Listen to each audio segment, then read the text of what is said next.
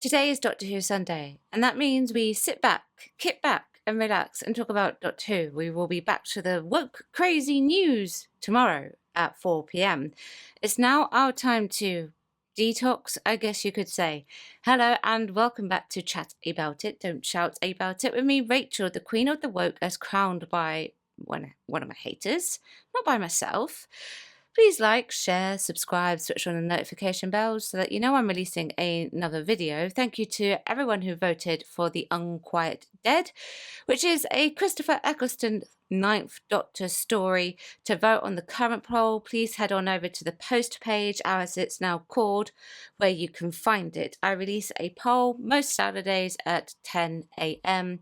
The Unquiet Dead was written by Mark Gatiss, directed by Euros Lynn, and it aired on 9th of April 2005 to 8.86 million people. The Doctor is wanting to show off to Rose with his time machine. Having taken her to the future in the previous story, he decides it's time for her to visit the past. He takes her to the Victorian times. He discovers that his landing did not go according to plan, and he landed in 1869 in Victorian Cardiff. Rose doesn't care. She's excited to see history. It isn't long, however, before they encounter some very spiritual goings-on in a theatre nearby. The local morgue's dead bodies have been brought to life by what appears to be ghosts. These so-called ghosts inhabit the dead bodies for a limited time only.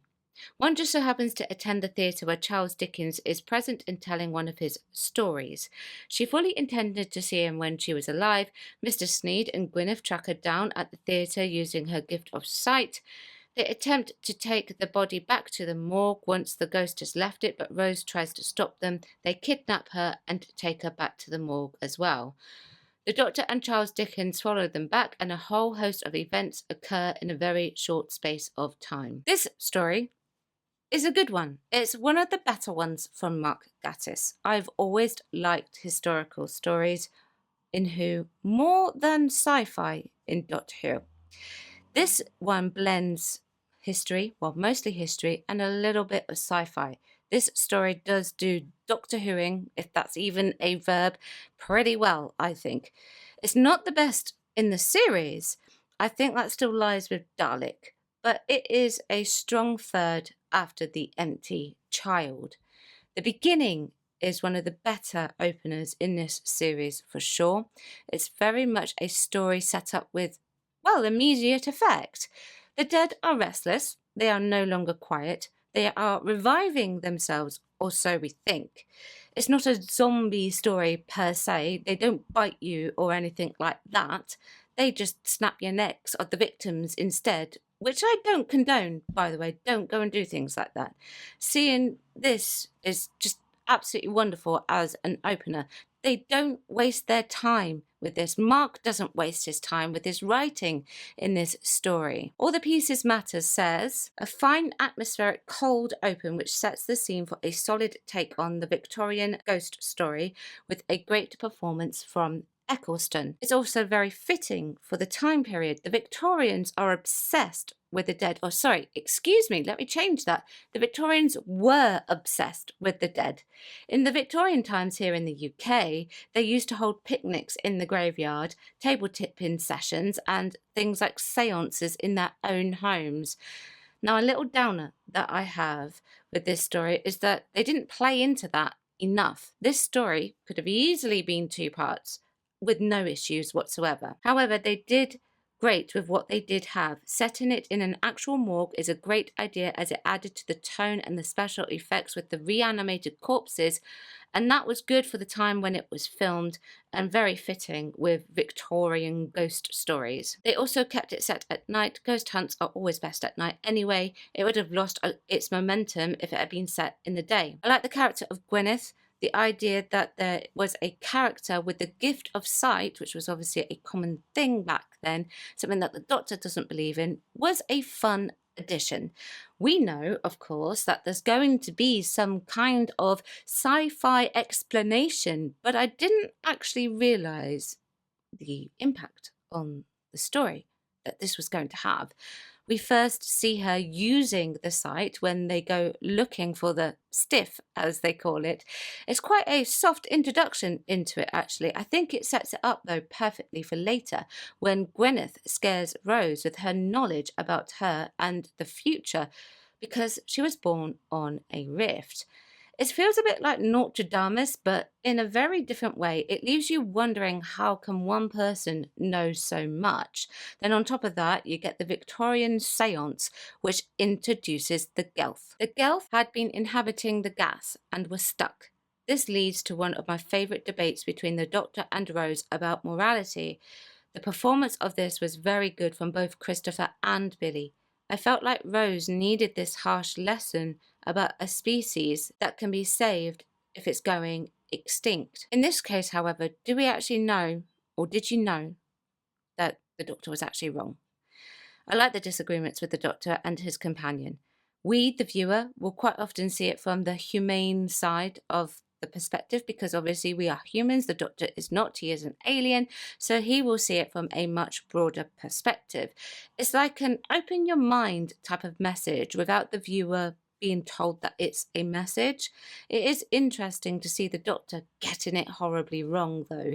It's pretty much started at the beginning and he lands himself in the wrong time, which is a very common trait of the Doctor. He landing in Cardiff in 1969, though, proves to be a much useful tool later on, because obviously the rift and all of that. There are things I don't like about this Doctor in the story, though. It's nothing to do with Christopher, it's actually the writing. For example, when the Doctor is with Charles Dickens in his horse and cart, he tells Dickens that he is a big fan of his. Naturally, Dickens is confused and the Doctor tries to explain it. Now, obviously, the Doctor is a child at heart here, so to speak, but normally if the Doctor, in the unlikely circumstance, creates that type of faux pas, then he normally moves on or distracts. It's rare to see this version of the Doctor try to explain it, and I'm not too keen on that. Although it is a bit like a jokey style of Doctor. Very unusual, though, for the Ninth Doctor. The Doctor is also behaving irresponsibly. He is showing off. I call it out with the current show. He is doing it in this as well. He acknowledges the fact that he is doing it, though. A 19-year-old girl, he's leading her into danger. And another thing that I always call out with the current show is the Doctor is the one that needs saving. The Doctor in this gets it horrifically wrong. He puts too much trust in the Gelf, and he paid the price for it. It was Dickens who had to work it out, and he got the Doctor out of the situation, and Gwyneth, who was dead by that point, blew up the morgue. And Farsight agrees with this. A total letdown. It looked like it could be a classic Who style story, but failed to deliver. The Doctor was far too eager to accept the explanation offered by the Gelf and to help them. When the truth was revealed, he looked completely lost as to how to defeat them. And of course, he didn't save the day, although for once it wasn't Rose. I actually like the fact that the Doctor does get it wrong. It shows that he can get it wrong from time to time. We all make mistakes, and that's perfectly normal. I do understand what this comment is actually saying, though. I just think, really, hypothetically, and most obviously, actually, rather than hypothetically, he should have worked it out instead of Dickens. Dickens is a clever writer, right? Well, he was a clever writer, but the Doctor is an intelligent being, and he is not of this world, so he knows things across time and across space. So it was very out of character for the Doctor to not work it out. It's a bit like New Who, current New Who.